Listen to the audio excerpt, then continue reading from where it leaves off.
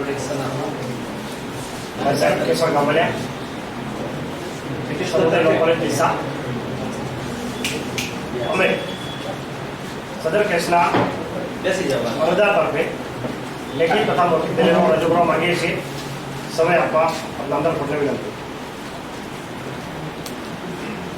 નામદાર સાહેબ, અમે અરજદાર પાલનપુર પટેલવાડીની બાજુમાં રહીએ છીએ, જિલ્લો બનાસકાંઠા, અને છેલ્લા 20 વર્ષથી પાલનપુરની સરકારી પ્રાથમિક શાળામાં શિક્ષક તરીકે નોકરી કરીએ છીએ. જેનો સરકારી પુરાવા તરીકે જે નિમણૂક પત્ર મળેલો છે એ નિમણૂક પત્રનો અમે બિડાણ કરેલો છે. તેમજ શિક્ષક તરીકે નોકરી કરી અમે અમારા પરિવારનું ગુજરાન ચલાવીએ છીએ. નામદાર સાહેબ, અમે અરજદારના લગ્ન આ કામના સામેવાળા સાથે તારીખ 21/5/2000 રોજ ગામ સામઢી, તાલુકો પાલનપુર, જિલ્લો બનાસકાંઠા મુકામે હિન્દુ સમાજના રીત રિવાજ મુજબ શાસ્ત્રોક્ત વિધિથી અરેન્જ મેરેજ થયેલા. અને લગ્ન સમય અમારા માતા પિતા તરફથી જે સમાજના વ્યવહાર થાય છે, સમાજના વ્યવહાર મુજબ આ કામના સામેવાળાને સોના ચાંદીના દાગીના આપવામાં આવેલા. જે દાગીના લઈને સામેવાળા અમો અરજદારને ત્યાં પાલનપુર મુકામે રહેવા માટે આવેલા. નામદાર સાહેબ, આ કામના સામેવાળા લગ્નના પ્રથમણાથી જ અમારી સાથે નાની નાની બાબતોમાં ઝઘડો કરતા અને કહેતા કે તું મને પસંદ નથી, મારે તારા માતા પિતા સાથે પણ નથી રહેવું, એમ કહીને અમને શરૂઆતથી જ અમારા અરજદારને માનસિક ત્રાસ આપવાનું શરૂ કરી દીધેલું. અને ઘરનું કોઈ પણ કામકાજ કરવાનું કહીએ તો પણ તે સ્પષ્ટ ના પડતા હતા, અને ઘરનું કામકાજ પણ કરતા અને એને સામાન્ય ઘરની જવાબદારી પણ ઉપાડવાની નામદાર સાહેબ ના પડતા હતા. એ બાબતે હું નામદાર સાહેબ અમુક સામેવાળાને સમજાવી ત્યારે અમને ખોટા કેસમાં ફસાવી દેવાની ધમકી આપતા હતા. તેમ છતાં પણ અમે ધીરજ રાખીને અમારા અરજદારને એમ કે આજે નહીં તો કાલે સુધરી જશે. પરંતુ તે આશાએ જે દિવસો વિતાવતા હતા પરંતુ નામદાર સાહેબ ત્યારબાદ સ્નેહ 2003માં આ કામના સામેવાળાને ગર્ભ રહેતા પ્રથમ સુવાવડમાં સામેવાળાના પિયર સામઢી, તાલુકો પાલનપુર, જિલ્લો બનાસકાંઠા મુકામે રહેવા માટે ગયેલા. તે સમયે અમારા માતા પિતા તરફથી જે સમાજમાં લગ્ન સમયે જે વ્યવહાર થયો હતો, જે વ્યવહારમાં આપેલા દાગીના લઈ અને આ કામના સામેવાળા પિયર ગયેલા, જે તાલુકો પાલનપુર, ગામ સામઢી મુકામે. નામદાર સાહેબ, તારીખ 19/11/2003 રોજ એક પુત્રનો જન્મ થાય છે, જેનું નામ પાર્થ રાખવામાં આવે છે, જેની હાલની ઉંમર 20 વર્ષની છે. અને તે સમયે અમે પરિવાર સાથે દીકરાને રમાડવા માટે ગયેલા. ત્યારે આ કામના સામેવાળાએ તેમના ઘરેથી અમને અડધૂત કરીને કાઢી મૂકેલા. અને આ કામના સામેવાળા પ્રથમ સુવાવડમાં ગયા ત્યારથી આજ દિવસ સુધી અમારા ઘરે એટલે કે અમારા અરજદારના પાલનપુર મુકામે ઘરે પરત ફરેલ નથી. તેમજ અમારા બાળકને પણ અમોને કે અમારા પરિવારને મળવા દીધેલ નથી. નામદાર સાહેબ, અમો અરજદારે આ કામના સામેવાળાને પરત લાવવા માટે અમારા અરજદાર, પરિવારના સભ્યો અને સમાજના આગેવાનોએ ઘણા બધા પ્રયત્નો કરેલા કે સમાજના સમજાવટથી સાસરે પાછે આવી જાય.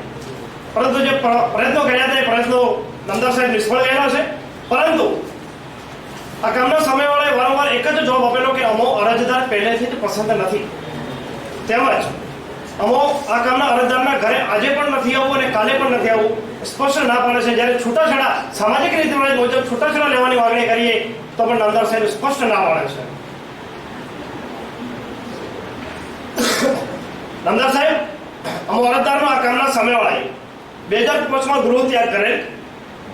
ત્યારબાદ સ્નેહ 2008માં ગઢ પોલીસ સ્ટેશન ફર્સ્ટ ગુના રજિસ્ટર નંબર 62/2008 ભારતીય ફોજદારી ધારા અધિનિયમ 1860 મુજબ કલમ 323, 498 ક, 506(2) અને 114 મુજબની ફરિયાદ અમો અરજદાર તથા અમારા પરિવારના સભ્યો વિરુદ્ધ આપેલી. જે ગુનાના કામો તપાસ સંપૂર્ણ પૂર્ણ થતા તપાસ કરનાર અધિકારી શ્રી આ ગુનાનું નામદાર પાલનપુર કોર્ટમાં ચાર્જશીટ રજૂ કરેલું, જેનો સીસી નંબર 57/2008 પડેલો. જે કેસ પાલનપુરની મહેરબાન જ્યુડિશિયલ મેજિસ્ટ્રેટ ફર્સ્ટ ક્લાસ સાહેબની કોર્ટમાં ચાલી જતા અમારા અરજદાર તથા અમારા પરિવારના સભ્યોએ તારીખ 13/10/2008 રોજ નિર્દોષ છોડી મૂકવાનો હુકમ કરેલો હોય, જેથી આ કામના સામેવાળાએ પાલનપુરના મહેરબાન સેશન જજ સાહેબની કોર્ટમાં અપીલ દાખલ કરે, જે અપીલ પાલનપુરના મહેરબાન એડિશનલ સેશન જજ સાહેબની કોર્ટમાં પેન્ડિંગ છે. નામદાર સાહેબ, આ કામના સામેવાળાએ અમારા અરજદાર તથા અમારા પરિવારના સભ્યો પર ખોટી ફરિયાદ કરી અમારા અરજદારની તથા અમારા પરિવારની પ્રતિષ્ઠાને ખૂબ જ મોટું નુકસાન પહોંચાડેલ છે. તેમજ આ કામના સામેવાળાનો સ્વભાવ મનસ્વી હોય, માત્ર પોતાનો ધાર્યો કરવાવાળો હોય અને બીજાની કોઈ વાત માનતા ન હોય, તેમજ નાની નાની બાબતોમાં મોટો ઝઘડો કરતા હોય, જેથી આ કામના સામેવાળા સાથેનો લગ્ન જીવન ચલાવવું અશક્ય લાગે છે. નામદાર સાહેબ, આ કામના સામેવાળાએ અમારા અરજદાર પાસેથી ભરણ પોષણ મેળવવા માટે પાલનપુરના મહેરબાન જ્યુડિશિયલ મેજિસ્ટ્રેટ સાહેબની કોર્ટમાં CC 32/2021 થી દાખલ કરેલ, જે હાલમાં પેન્ડિંગ છે. સાથે સાથે સામેવાળા વર્ષ 2014 થી પાલનપુરની સરકારી દવાખાનામાં, સરકારી હોસ્પિટલમાં સરકારી નર્સ તરીકે ફરજ બજાવે છે, જેનો પુરાવો તરીકે જે સરકારી નર્સ તરીકે નિમણૂક થઈ, જેમનો નિમણૂક પત્ર ગુજરાત સરકારના નવનિયુક્ત મુખ્યમંત્રી આનંદીબેન પટેલના વરદ હસ્તે જેમનો ફોટો અમે પણ સામેલ કરેલો છે. નામદાર સાહેબ, જે 15/5/2004 થી નોકરી કરે છે, જેમનો પગાર 40,000, નામદાર સાહેબ અમે 40,000 પગારની પણ સ્લીપ જોડાણ કરેલી છે. તથા અમારા અરજદારે તેમના નામથી, સામેવાળા નામથી એક મકાન પણ ખરીદેલ છે, જે સામેવાળાના કબજામાં છે, જેનો પાલનપુર સબ રજિસ્ટ્રાર ઓફિસમાં નોંધાવેલો છે દસ્તાવેજ, જેનો દસ્તાવેજ નંબર 32/2009 છે. નામદાર સાહેબ, આ કામના સામેવાળાએ અમારા અરજદારને સમાજમાં બદનામ કરવા માટે ફરિયાદ કરી, અને આ કામના સામેવાળાએ નામદાર સાહેબ જે હોટલની વાત કરી છે, તે હોટલ અમારા અરજદારે આજ દિવસ સુધી જોયેલ પણ નથી, તેમજ અમારા અરજદાર ક્યારે હોટલમાં ગયેલા પણ નથી. જે હોટલના કેમેરા CCTVમાં રજૂ થયા છે, એમાં અરજદારનો ચહેરો સ્પષ્ટ દેખાતો નથી, અને જે મહિલાના નામે રૂમનું રજીસ્ટ્રેશન કરાવેલું છે તે તદ્દન ખોટું અને પાયા વિહોણું છે. જ્યારે અમારા અરજદારને પોલીસને સાથે રાખીને હોટલનું રજીસ્ટર તપાસ કરવામાં આવ્યું નામદાર સાહેબ, તો તે દિવસે હોટલનો એક પણ રૂમ મહિલાના નામે નામદાર સાહેબ રજીસ્ટ્રેશન થયેલો હતો જ નહીં. અને સામેવાળાએ જે મોબાઈલ નંબર જે રજિસ્ટરમાં લખાવેલો છે, તે મોબાઈલ નંબર પર પોલીસને સાથે રાખીને કોલ કરવામાં આવ્યો. તે કોલ મહારાષ્ટ્ર રાજ્યના હિંગોલી જિલ્લાના સાલેગાંવ વિસ્તારમાંથી નામદાર સાહેબ એક વ્યક્તિ સાથે વાત થઈ હતી, જે રોંગ નંબર હતો. નામદાર સાહેબ, અમારા અરજદાર સામે આ કામના સામેવાળાએ આક્ષેપ કર્યો કે અમારા દીકરાને રાખવા તૈયાર નથી. નામદાર સાહેબ, જો અમારા અરજદાર આ કામના સામેવાળા તથા અમારા દીકરાને રાખવા તૈયાર ન હોય, તો હિન્દુ લગ્ન અધિનિયમ 1955 કલમ 9 મુજબ અરજી શું કામ કરો?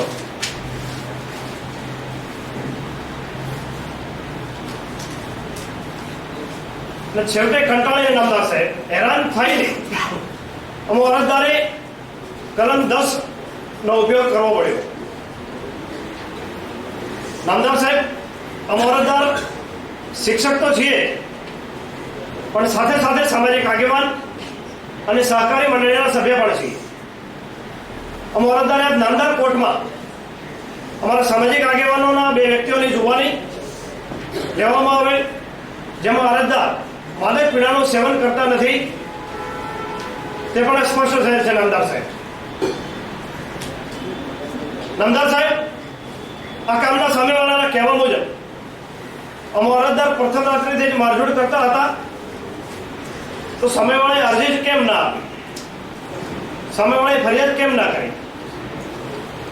જેનો ઉત્તર સામેવાળાએ તેમની ઉલટ તપાસમાં સંતોષકારક આપી શકેલ નથી, તથા મારઝૂડ થયેલ હોય તેનો કોઈ મેડિકલ તપાસનો કોઈ રિપોર્ટ રજૂ કરેલ નથી. તેમજ તો મારઝૂડ કરેલો હોય તો નામદાર સાહેબ સામેવાળાએ સામાજિક સંસ્થાની મદદ કેમ ના લીધી? તેમજ નામદાર સાહેબ આ કામના સામેવાળાએ અરજી પોલીસ સ્ટેશનમાં કેમ ના આપી?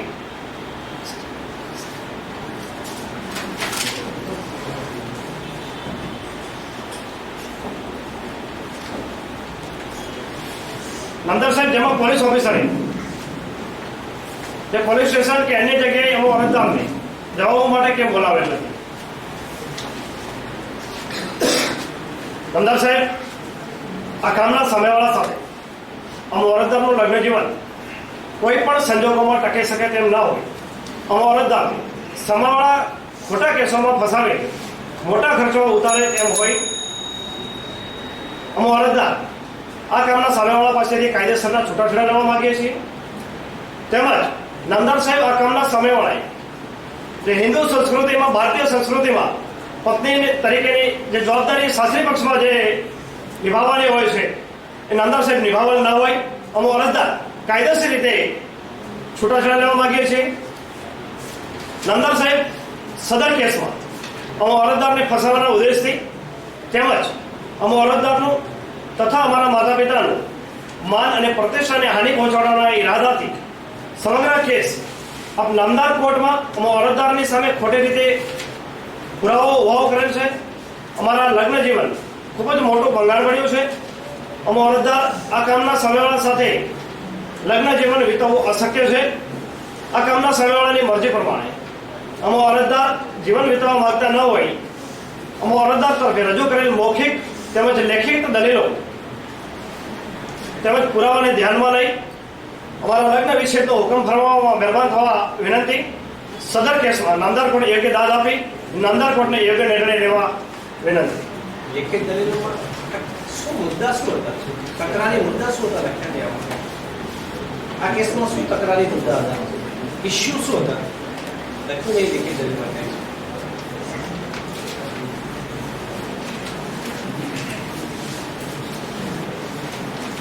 અરજદારે શું સાબિત કરવાનું હતું? સામાવાળાએ શું સાબિત કરવાનું હતું?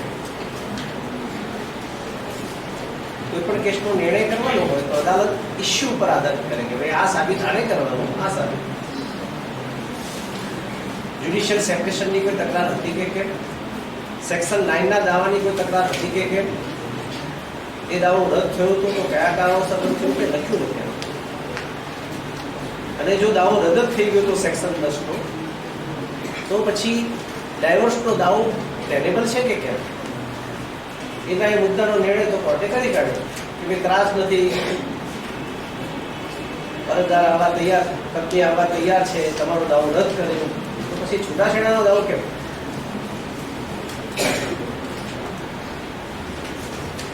નામદાર સાહેબ, પત્ની આવવા તૈયાર જ નથી સાથે એ નિર્ણય તો કોર્ટે કરી લીધો કે ના, એ વાત સાચી નથી, તમારો દાવો રદ કરવાનો. ફરીથી હવે ડાયવોર્સનો દાવો શું કરશે?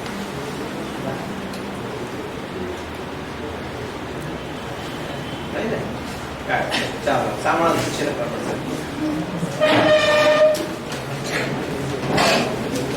નામદાર સાહેબ, અમે સામાવાળા તરફે સરકારી વકીલ છીએ અને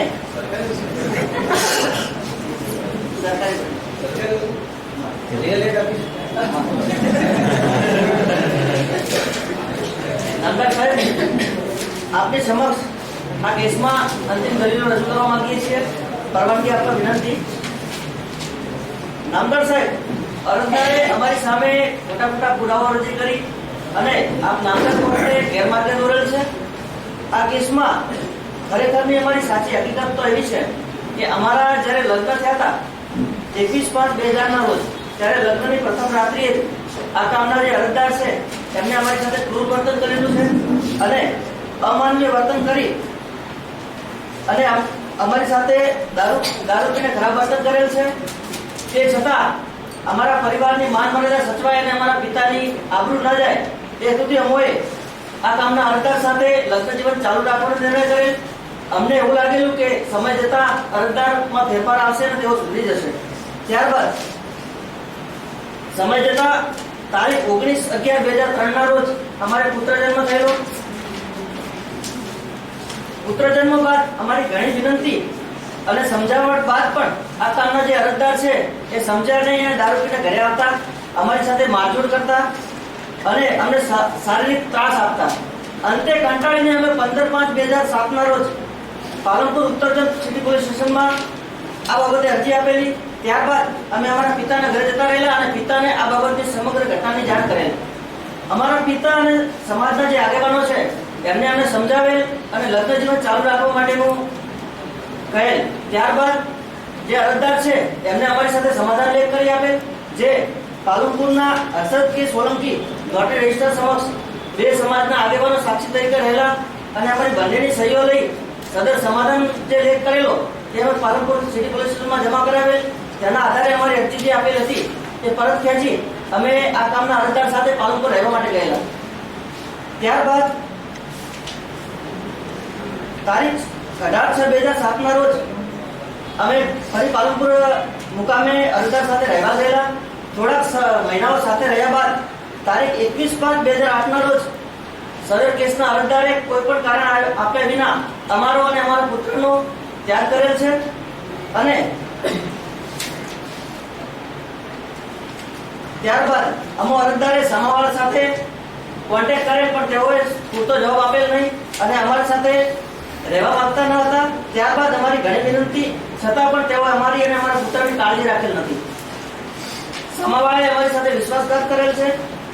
અરજદારે કોઈ પણ કારણ વિના આ નામદાર કોર્ટમાં હિન્દુ મેરેજ એક્ટની કલમ 13 મુજબ તારીખ 9/8/2010 ના રોજ સદર કેસ ઉપસ્થિત કરેલ છે. ત્યારબાદ આ નામદાર કોર્ટને ગેરમાર્ગે દોરવા હિન્દુ મેરેજ એક્ટની કલમ 9 મુજબ તેમજ 10 મુજબ પિટિશન દાખલ કરે, જે આ નામદાર કોર્ટે ડિસમિસ કરેલ છે અને આ નામદાર કોર્ટનો જે નિર્ણય ડિસમિસનો હતો એ નિર્ણય અપીલ કોર્ટે પણ માન્ય રાખેલ છે. અમારા કેસમાં અમો લેખિત તેમજ મૌખિક પુરાવો રજૂ કરેલ છે, જેમાં લેખિત પુરાવામાં અનુક્રમ નંબર 1 થી 13 છે. ત્યારબાદ મૌખિક પુરાવાઓ અમોએ 1 થી 11 માં રજૂ કરેલ છે. તે તમામ પુરાવાનું આ નામદાર કોર્ટે આંખ પાડેલ છે. સદર કેસમાં અમે ક્લોઝિંગ પ્રોસેસ આપી અમારા પુરાવાનો આંખ બંધ કરી વિશેષ નિવેદનો આપેલ છે. ક્લોઝિંગ પ્રોસેસ અમારી આંખ શાસનથી રજૂ કરેલ છે. આ કામે આંખ 6 થી અમે સામાવાળાનું નિવેદન લીધેલ છે, જેમાં અમોએ સ્પષ્ટપણે જણાવેલ છે કે અરજદાર ક્રૂર વ્યવહારના છે, તેઓ ખૂબ જ ઉગ્ર સ્વભાવના છે, દારૂ પીવાની તેઓને આદત છે, લગ્નની પ્રથમ રાત્રિએ જ અમારી સાથે ક્રૂર વર્તન કરેલ અને દુર્વ્યવહાર કરેલ છે. આ સાથે અમોએ જે પાલનપુર સિટી પોલીસ સ્ટેશનમાં અરજી આપેલી હતી તે આંખ 5 થી રજૂ કરેલ છે. ત્યારબાદ અમારા પિતાની જુબાની લેવામાં આવેલ, જે આંખ 7 થી રજૂ કરેલ છે. તેઓ જણાવે છે કે અમારા જમાઈ છે એના દુર્વ્યવહારના કારણે અમારી દીકરીને ખૂબ જ સહન કરવું પડ્યું છે, તેમજ અમારા જે જમાઈ છે એ અમારી દીકરી તેમજ અમારા દીકરાના કોઈ પણ ફોન રિસીવ કરતા નથી અને અમારા દીકરી અને દીકરાના છે સંભાળ લેવા આવતા નથી. તેઓ અમારા પોતાના ઘરે સામટે મુકામે રહે છે તેવું જણાવેલ છે. તેમજ આ કામે અરજદારના એક હોટલના જે અમને મેસેજ મળેલા કે કોઈ સ્ત્રી સાથે તેઓ છે તેની તપાસ કરતા સદર કેસમાં તપાસ કરનાર અમલદારને સાથે રાખી અમોએ હોટલમાં તપાસ કરાવે. ત્યાં સીસીટીવી ફૂટેજ ખોલતા અરજદાર કોઈ અન્ય સ્ત્રી સાથે પકડાઈ આવેલ છે, તેમજ તેના સીસીટીવી ફોટા અને રેકોર્ડ લઈ અમલદારે અલગ અલગ વિગતો ભેગી કરેલ છે, જેમાં વિડીયો રેકોર્ડ તેમજ સીસીટીવી ફૂટેજ અમોએ 8, 25 અને 26 થી રજૂ કરેલ છે. આ સાથે એવિડન્સ એક્ટની કલમ મુજબના સર્ટિફિકેટ પણ પ્રમાણિત કરેલા 20 અને 21 થી રજૂ કરેલ છે. 8 થી અમોએ અરજદાર જે છે એમના પડોશી છે જેઓ સામે રહે છે તેમની જુબાની પણ લીધેલ છે. તેઓ જણાવેલ છે કે અરજદાર ઘણીવાર દારૂ પીને ઘરે આવતા અને અમો સામાવાળા સાથે ગેરવર્તન કરતા, અમને મારઝૂડ કરતા. તે ઉપરાંત તેઓ જણાવેલ છે કે ઘણીવાર સામાવાળાને તેઓ પોતે સારવાર માટે દવાખાને લઈ ગયેલા છે અને દવાખાનાના જે કેસના કાગળો છે તે પણ અમોએ આ નામદાર કોર્ટમાં 55 આંખથી રજૂ કરેલ છે. આ સાથે આંખ 9 થી જે સારવાર આપેલ અમારા ડોક્ટરશ્રી હતા તેમની પણ જુબાની લેવામાં આવેલ. તેઓ જણાવે છે કે અરજદારના પડોશી અમો સામાવાળાને તેમની પાસે સારવાર માટે લઈને આવેલા, ત્યારે તેમને ઢોરમાર મારેલ હોય સામાવાળાને તેઓ સ્પષ્ટ દેખાઈ આવે છે અને સામાવાળાના ચહેરા તેમજ શરીરના ભાગો ઉપર લાલ ડાઘા જોવા મળેલ છે. તે સાથે આંખ 12 થી જે અમે પાલનપુર સિટી પોલીસ સ્ટેશનમાં ફરિયાદ આપી હતી, અરજી આપી હતી, તે અંગે પીઆઈસીની જુબાની લીધેલી છે, જેમાં તેઓ જણાવે છે કે સામાવાળા જ્યારે પોલીસ સ્ટેશનમાં અરજી આપવા માટે આવેલા ત્યારે ખૂબ જ હેરાન પરેશાન હતા. તેમને ખૂબ જ સમજાવ્યા બાદ તેઓ અરજી આપેલી અને ત્યારબાદ સમાધાન લેખ જે પરત આપ્યો હતો અરજી પરત ખેંચવા માટેની, તેના આધારે તેઓએ અરજી દફતરે કરેલી છે. આ સાથે સમાધાન કરાર લેખ છે જે અમે 24/7 થી રજૂ કરેલ છે. આ તેરથી સામાવાળાના પુત્રની જુબાની પણ લેવામાં આવેલ છે, જેમાં સામાવાળાના પુત્રએ જુબાની આપેલ છે કે અમારા પિતા દારૂ પીવાની ખૂબ જ ખોટી આદત છે. હાલ અમારા નાનાજીના ઘરે સાંભળી મુકામે રહીએ છીએ, તેમજ તેઓ અમારા કે અમારા માતૃશ્રીના સામાવાળાના કોઈ પણ ફોન રિસીવ કરતા નથી, અમારી સંભાળ લેતા નથી તેવું જણાવેલ છે. આ સાથે અમો સામાવાળા તથા અમારા પુત્રના જન્મ પ્રમાણપત્રની નકલ અમોએ 8, 10 અને 11 થી રજૂ કરેલ છે. આ સાથે જે હોટલમાં અરજદાર પકડાયા હતા એ હોટલ પનઘટના ટેબલ વનની જુબાની આપવામાં આવેલ છે, જેમાં તેઓ જણાવે છે કે અરજદાર ઘણીવાર કોઈ સ્ત્રીને લઈને આ હોટલમાં જમવા માટે મોડા સુધી રોકાતા હતા. ત્યારબાદ રાત્રિ રોકાણ માટે તેઓ હોટલ રૂમ બુક કરાવતા હતા. ત્યારબાદ હોટલ પનઘટના જે એન્ટ્રી રજિસ્ટ્રાર છે એમની જુબાની અમે લીધેલ છે, જેમાં તેઓ જણાવે છે કે મહિનાના 3 વાર આ કામના અરજદાર કોઈ સ્ત્રી સાથે આવતા અને સ્ત્રીના નામે રૂમ બુક કરાવતા હતા. અને ત્યારબાદ અમોએ પનઘટ હોટલના એન્ટ્રી રજિસ્ટરની જે ડે ફાઇલ છે એ 8:30 થી રજૂ કરેલ છે. ત્યારબાદ હોટલ પનઘટના જે વેટર છે એમની પણ જુબાની અમે લીધેલ છે. તેઓ જણાવે છે કે આ કામના જે અરજદાર છે તેઓ ઘણીવાર તેમને ચોકલેટ તેમજ આઈસ્ક્રીમ લેવા માટે નીચે મૂકતા, તે લઈને તેઓ અરજદારના રૂમમાં આપવા જતા.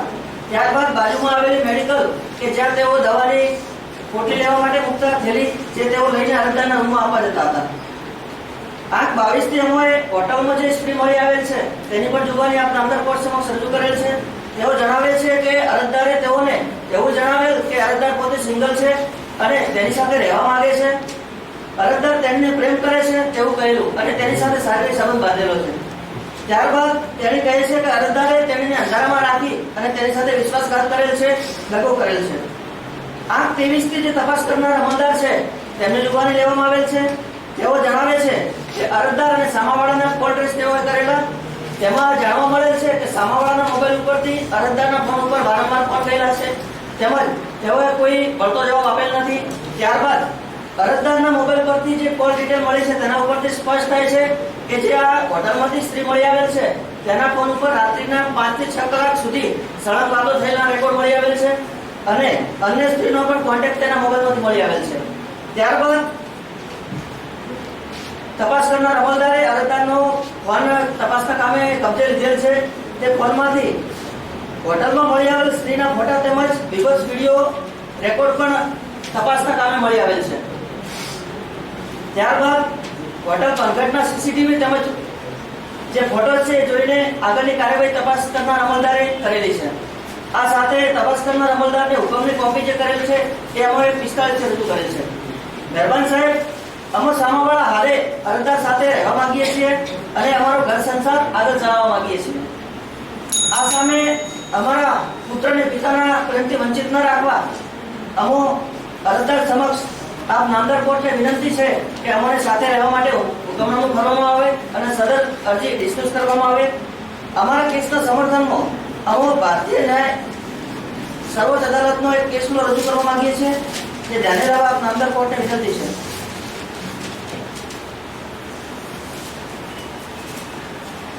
સદર કેસમાં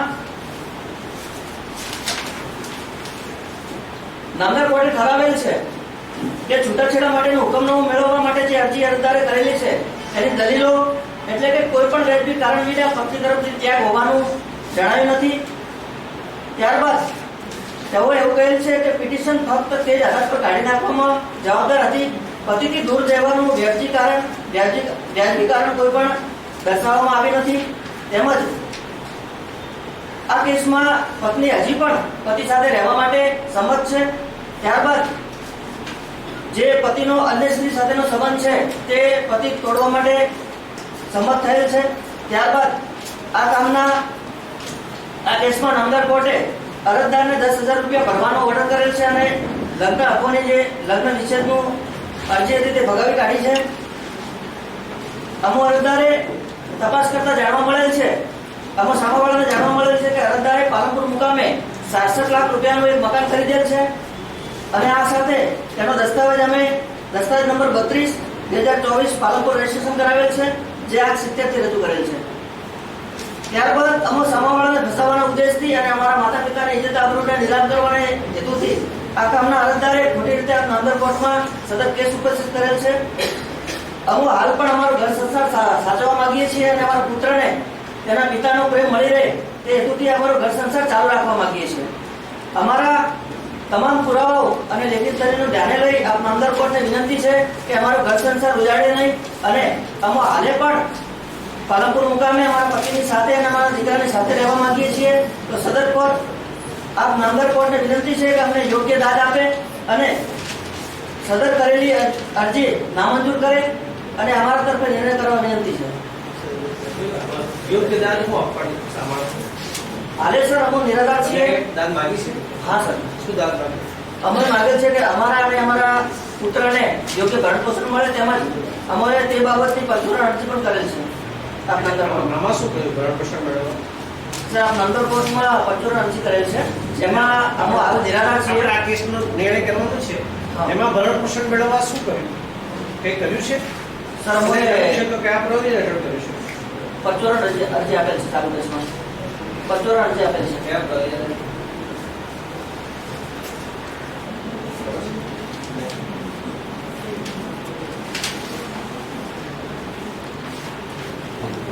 આ સેક્શન 11 શું છે ખબર છે? સીપીસી કલમ 11 શું? કેસનો સિવિલ પ્રોસિજર કોડની કલમ સેક્શન પૂરો નિર્ણય બાદ રેસ જુડિકેટા સર આમાં 9 અને 10 ની જે 9 અને 10 નો દાવો રદ થઈ ગયો તે છે. ડિસ્મિસ થઈ છે. ડિસ્મિસ થઈ છે તો સેક્શન 11 ને અરજી કરીને કોર્ટને ગેરમાર્ગે દોરી છે. એના કારણે જે આગળનો નિર્ણય છે ચાલુ કેસમાં એમને બે અરજીઓ બીજી કરી છે. કલમ 11 શું? પૂર્વ નિર્ણય બાદ છે. એટલે શું?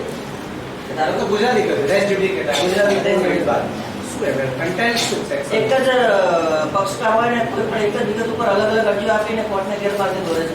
આગળથી એક નિર્ણય થઈ ગયો છે છતાં પણ એના ઉપર ચાલુ કેસ રાખે છે. સારું. Very good.